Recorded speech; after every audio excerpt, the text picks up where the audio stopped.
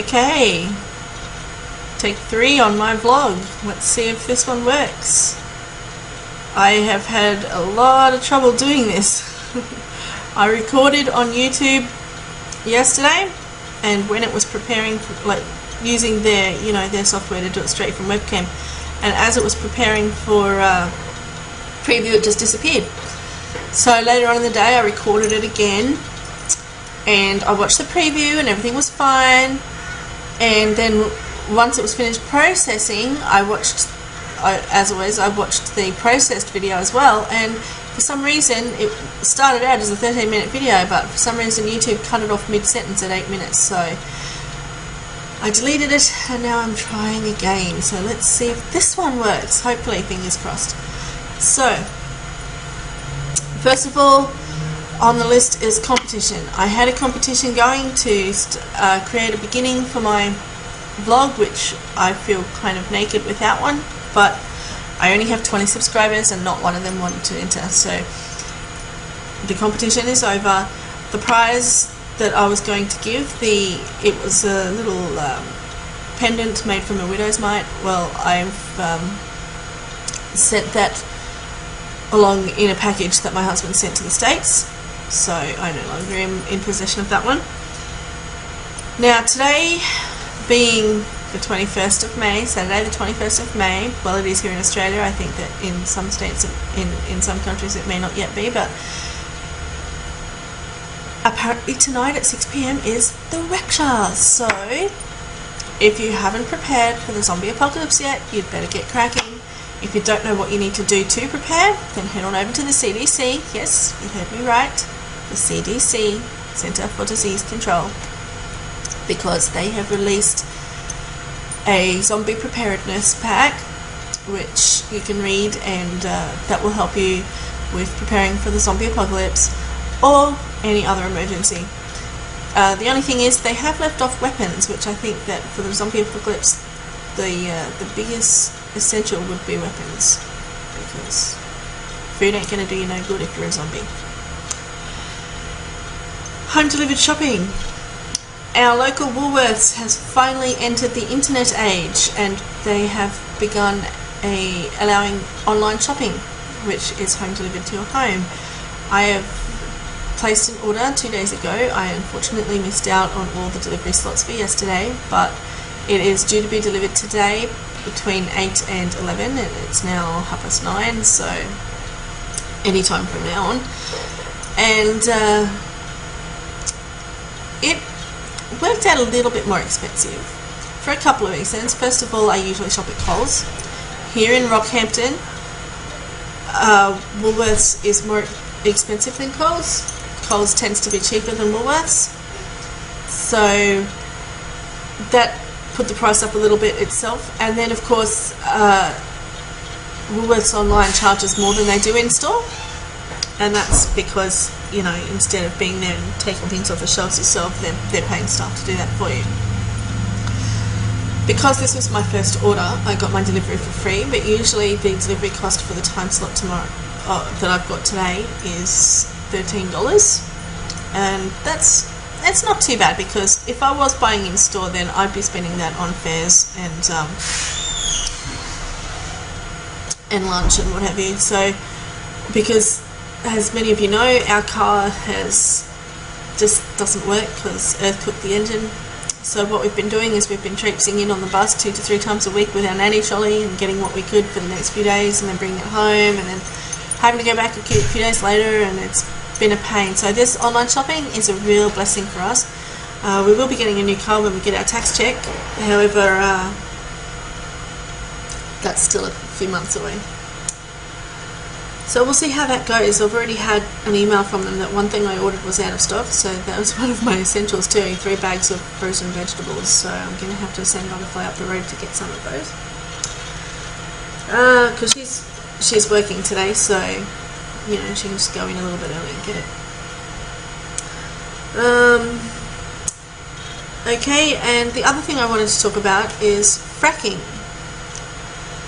For those of you who do not know what fracking is,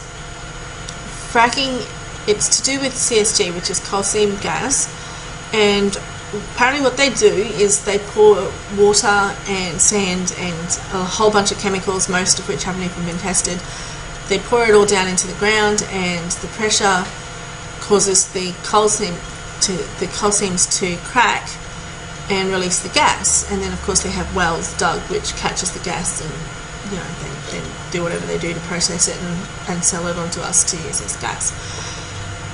Unfortunately, these processes are associated with a lot of problems. Some of you may have seen the film Gaslands.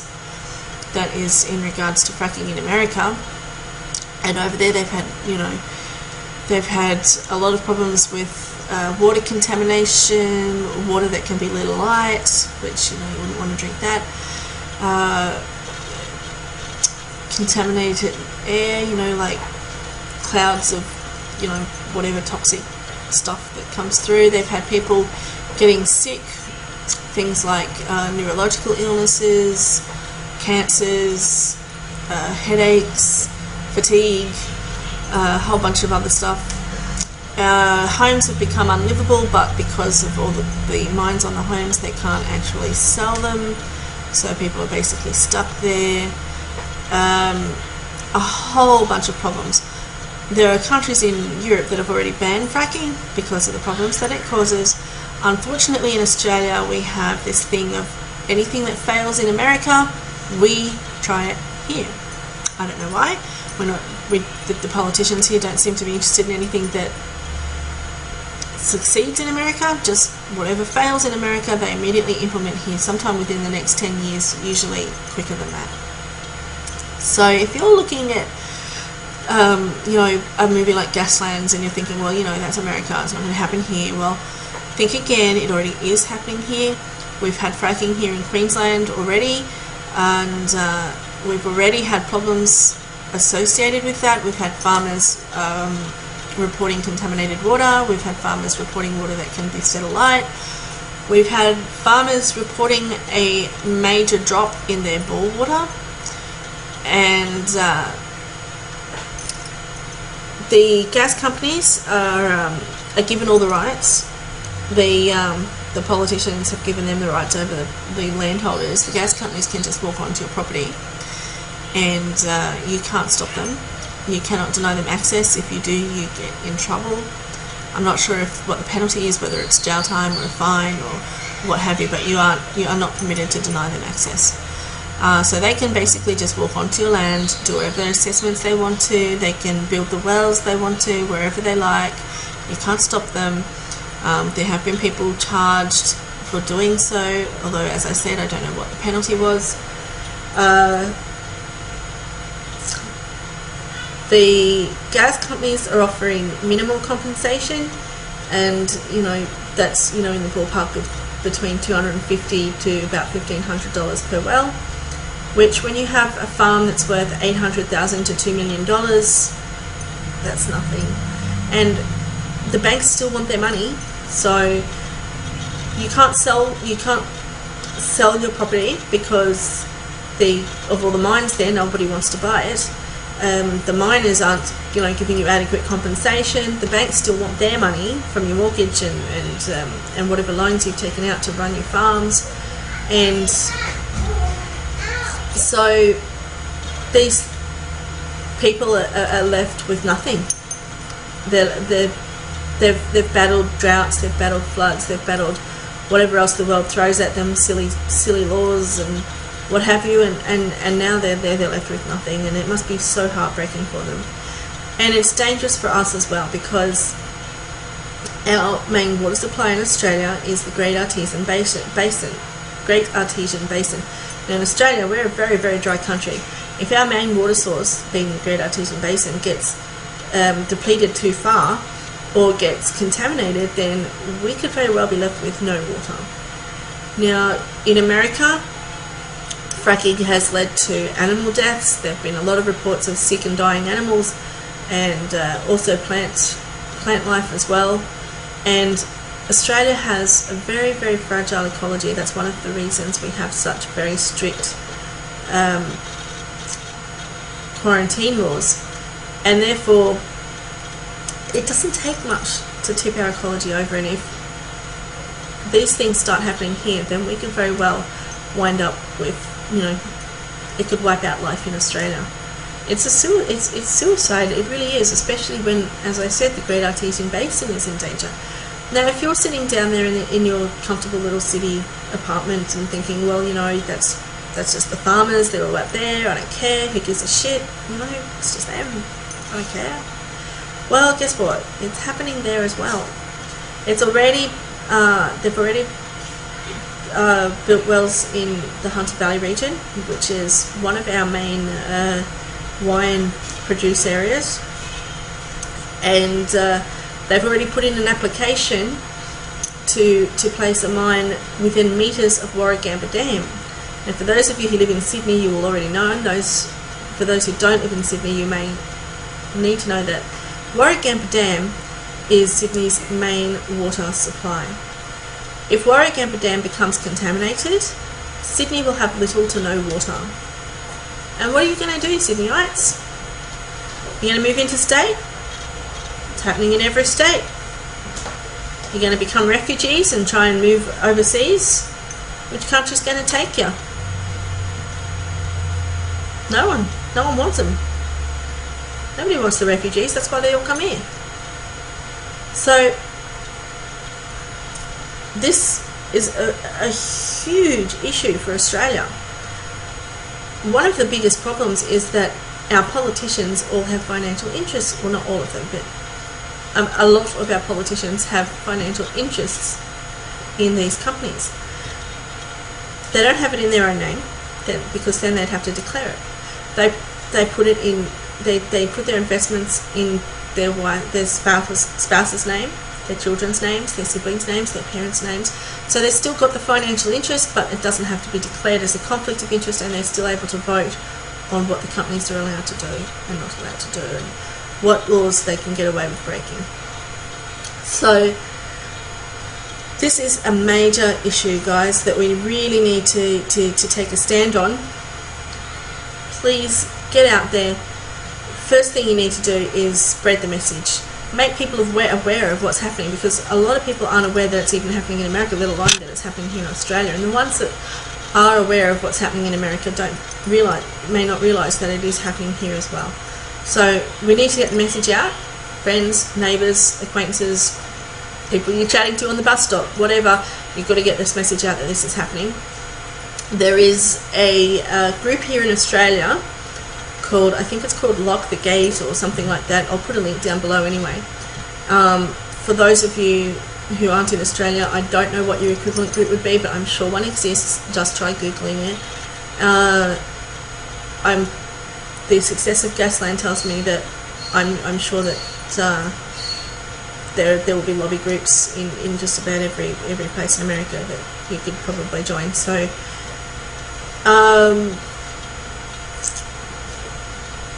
write to politicians. If you support a party that hasn't got a clear policy on CSG and fracking, then ask them what their policy is. If they don't have a policy at all, ask them if one will be formed, and if so, what it's going to be. Take a stand. Don't vote for anybody who supports fracking, regardless of what their other issues may be, because this is such a major issue that it eclipses everything else. And pardon me. Join in with your protests. Harangue anybody who will listen or who won't listen. Anybody who has any kind of power or influence, make your view known to them again and again and again and again and again. Make yourself a nuisance. They need to know that people don't want this in our country. They need to know that there will be consequences for them when it comes to their hip pocket or their votes or whatever, whether they're businessmen or politicians. Boycott any company that supports fracking or that actually conducts fracking. As I said, join any protests that are happening. I'm encouraging civil disobedience here, not revolutions, not violence, so don't be trolling me about that stuff, but peaceful civil disobedience, because this is such a major issue that and anyone who knows me will know that I never advocate for civil disobedience ever. But I think that in this case that I'm going to have to break that, because this is such a major issue. We could end up with a lifeless Australia. And for those of you who don't believe me, remember that parts of the Sahara used to be a green paradise. That could be us. This country could become unlivable if our water supplies become tainted, and the evidence suggests that that's probably what's going to happen, because that's what's happened in the past and that's what's happening now. And these companies, they don't want to come to the table. They will tie you up in committees and until they've built all the wells that they want to build. They're just not interested in our welfare. The politicians are not interested in our welfare. Everyone's just interested in their hip pocket, and it's suicide for our nation. We really need to make a stand against this. Okay, that's all I have to say for today.